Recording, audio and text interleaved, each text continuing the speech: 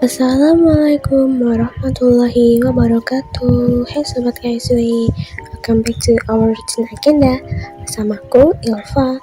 Gimana nih kabarnya teman-teman? Semoga sehat selalu ya. Jaga kesehatan kalian dan tetap patuhi protokol kesehatan ya. Dari teman-teman di sini, adakah yang pernah mendengar atau tahu tentang istilah Islamofobia? Apa itu Islamofobia? Nah, ini merujuk kepada Kamus Besar Bahasa Indonesia atau KBBI. Fobia adalah ketakutan yang sangat berlebihan. Maka arti dari Islamofobia ini adalah takut akan Islam dan ajarannya. Contohnya nih, kita memakai jilbab dan kerudung saat keluar rumah. Kita dipandang beda nih pada umumnya karena pakaian yang kita pakai ini tertutup banget, seakan-akan mereka tuh fobia sama kita. Sampai dia bilang hati-hati loh, nanti ikut-ikut radikal gitu.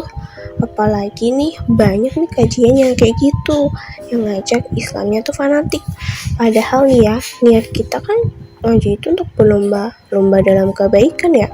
Tapi nggak ada tuh yang mempertanyakan pada orang yang berlomba-lomba menampakkan aurat. Nggak mungkin kan mereka bilang, kamu tuh kayak gini tuh gara-gara gak ngaji nih, harusnya ikut ngaji nih. Nah, hati-hati loh, gak ada kan. Dan masih banyak lagi stigma negatif yang diarahkan pada Islam nih. Dan sampai-sampai kita tuh sebagai umat Islam tuh takut untuk belajar agama kita sendiri, takut untuk tahu ilmu agama Islam dan melaksanakan perintah Allah. Yang ini yang terjadi pada saat ini nih namanya nama kerennya nih, fobia sama agama kita sendiri nih. Inilah yang disebut Islamofobia.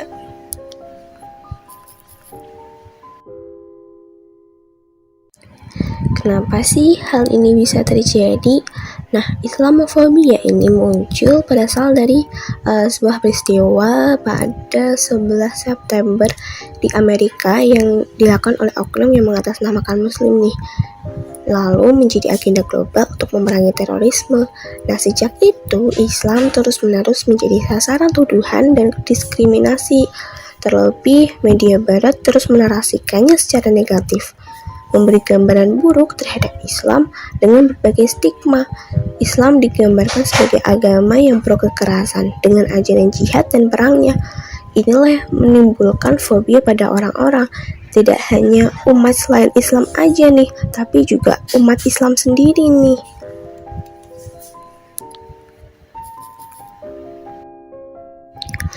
Tahu nggak sob, ternyata nih ya, yang mengalami stigma negatif ini nggak cuma zaman kita aja nih, tapi saat zamannya Rasulullah, orang-orang juga ada nih yang mencela Islam, bahkan dari orang terdekatnya, yakni paman-pamannya Rasulullah seperti Abu Lahab, Abu Jahal, Abu Sofyan, yang sangat menentang risalah yang dibawa Rasulullah.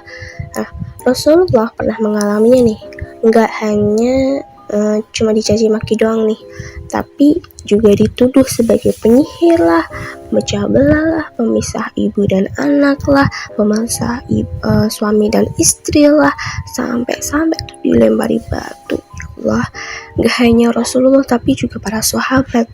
Nah, sama kan dengan apa yang terjadi sekarang? Maka jangan heran ya dengan negara-negara barat yang menentang ajaran yang dibawa Rasulullah yang tidak seprinsip dengan mereka.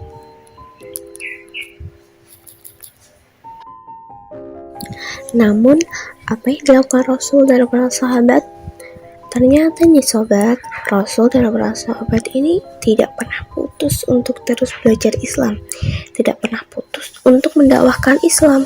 Berarti nih kita nih sebagai umatnya Rasul yang mencintai Rasul dan nantinya tuh pengen masuk surga bareng Rasul nih, harusnya melakukan hal yang sama, yaitu kita terus belajar Islamnya. Jangan malah menjauhinya. Jadi seharusnya kita sebagai umat Islam tuh percaya diri dengan apa yang dibawa Rasulullah, karena yang dibawanya adalah benar. Teringat tidak bahwa ada satu hadis yang diriwayatkan oleh Muslim, Islam muncul dalam keadaan asing dan akan kembali asing dalam keadaan asing. Maka beruntunglah nih orang-orang yang merasa asing, Hadis riwayat Muslim. Terbuktikan sekarang bahwa Islam kini menjadi asing lagi. Apa iya kita pengen hidup di zaman ini?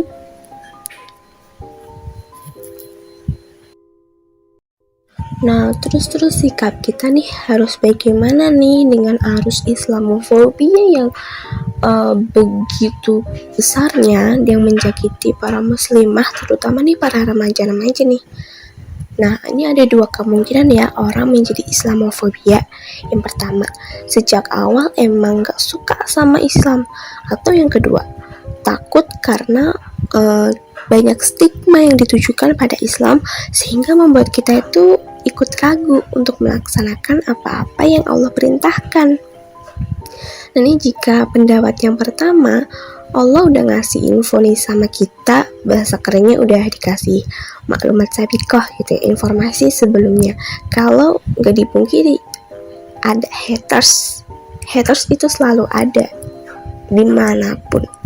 Nah, ingatkah teman-teman dengan ayat ini, Quran surat At-Taubah ayat 32,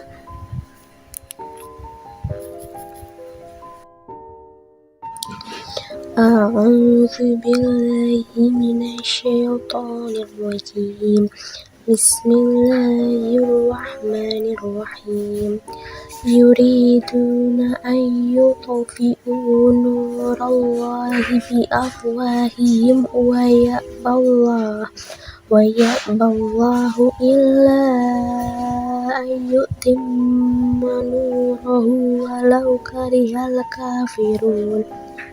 Artinya, mereka hendak memadamkan cahaya atau agama Allah dengan mulut ucapan-ucapan mereka, tetapi Allah menolaknya, malah berkehendak menyempurnakan cahayanya walaupun orang-orang kafir itu tidak menyukainya. Nah, teman-teman, melalui ayat ini Allah Subhanahu wa ta'ala tuh ingin mengingatkan kita nih bahwa musuh-musuh Islam itu tidak pernah melewatkan satu kesempatan yang dapat mereka gunakan untuk menyerang Islam dan kaum muslim. Semuanya ini demi suksesnya tujuan besar mereka, yaitu melenyapkan Islam hingga ke akarnya. Kita sebagai umat Islam itu tidak boleh kendor dan takut untuk membendung para haters ini ya. Hendaknya nih rasa takut kita ini hanya kepada Allah SWT, bukan kepada manusia. Nah, jika ada teman kita nih yang takut datang ke kajian atau takut untuk mulai berhijrah atau takut untuk melanjutkan perjuangan Islam karena adanya stigma negatif ini, nah kita harus kasih pengertian nih bahwa ngaji itu bukan sesuatu yang perlu ditakutkan, malah membuat kita itu semakin tahu akan Islam itu sendiri.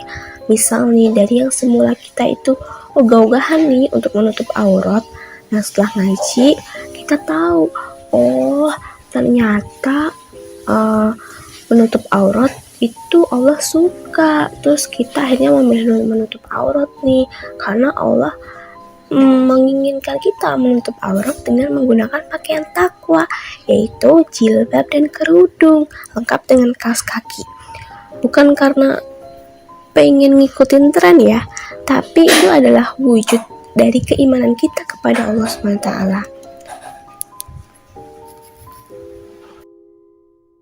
So, yuk sobat, jangan jadikan diri kita ini untuk semakin jauh dari Allah. Renggohlah lagi agama Allah, Al-Quran sebagai petunjuk, Rasulullah sebagai suri teladan, dan bergabung dalam jamaah untuk menguatkan diri. Insya Allah, itu sharing kita hari ini ya. Semoga menyadarkan kita akan perlunya kita mendekat agar terlepas dari stigma-stigma negatif yang kini disematkan pada kaum muslim itu sendiri. Nah, bagaimana kita mau menetap dalam kebaikan kalau kita saja tidak suka menetap kepada kebaikan itu sendiri? Sekian dari aku, jazakallahu khairan untuk teman-teman yang sudah menyimak nih dari awal sampai akhir. Semoga dapat memberi asupan ilmu kepada teman-teman ya. Semoga terus semangat terus hijrahnya, jangan kasih kendor. Sampai jumpa lagi. Wassalamualaikum warahmatullahi wabarakatuh.